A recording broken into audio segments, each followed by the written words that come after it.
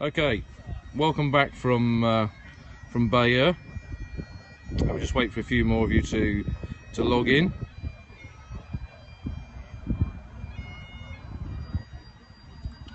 So the ceremony's come to an end. We're just looking back on what's going on over there, and I've got a special guest with me, which is Ken Smith, a veteran of the Normandy campaign. Hello, Ken. Hello there, Paul. Once again, a pleasure to have your company here on the 6th of June. It's a pleasure to be here with you. And you served in Normandy with the Duke of Cornwall's Light Infantry, but you landed on D-Day, didn't you? I landed with the Leicestershire badge at the time. But we were first reinforcements for specialised, like Sigma. I was a regimental Sigma. They expected to lose a lot of Sigmas, and a quick replacement would be where they could lay their hands on us straight away. And then you ended up fighting through the Normandy campaign until you were wounded in Holland, if I remember correctly. 20th October at Grosbeek.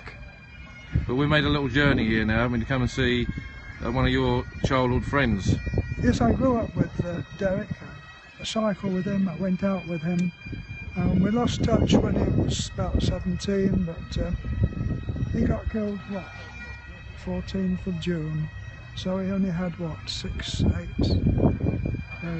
Very short time on the bridgehead. Same age as myself. And when you come back here, Ken, when you see these graves, what does it make you think of? Well, I think of all the young men of 18, 19, 20 that have been here 71 years.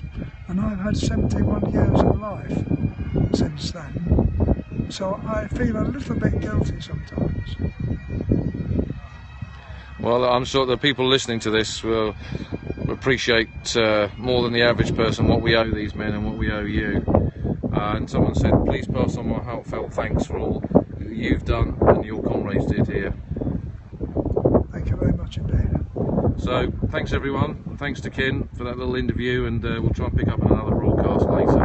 Cheerio.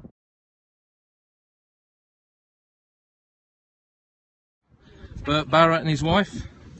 This is Bert. Hello there. You're live on the internet, Bert.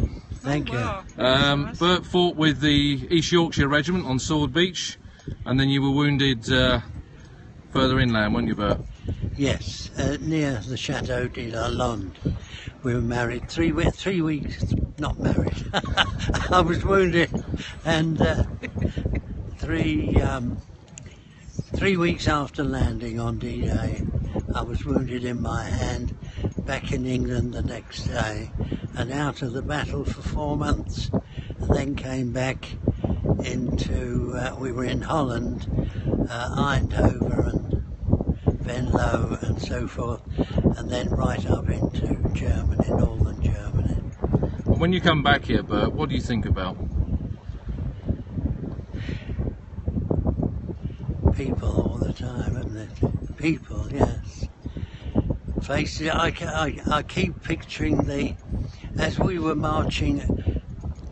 I landed on D-Day, but I was in the second wave, and the battalion landed at HR, and they were in advance, and we were supposed to walk and follow them and catch them up. Well, we didn't catch them up till 9:30 at night, and they had fought during the day on the way. So it was quiet. You kept thinking about their faces? What you I remember the first one I saw who was wounded coming back from the front, as it were, and his name was Senior, and he was being carried in a coffin by 2 or 3 men. Yes. What was he did? He was wounded. Oh, he was on a stretcher, not a coffin. Not a coffin, no, he wasn't dead. He was being brought in by the stretcher bearers. He was stretcher bearer, yes, he's up high and being carried, yes. A lot of the people who are watching you, Bert, are saying they salute you and they thank you for your service. Is there anything you'd like to say to them? Well, that's what somebody has just said to me just there. But I said, well, look at the Canadians here, we have to thank them. He said, we have to thank everybody.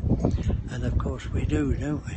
We do, yeah. Everybody. But I think it's right that people back home remember the sacrifice that you and your comrades made here in 1944. Well, that is true. That is true.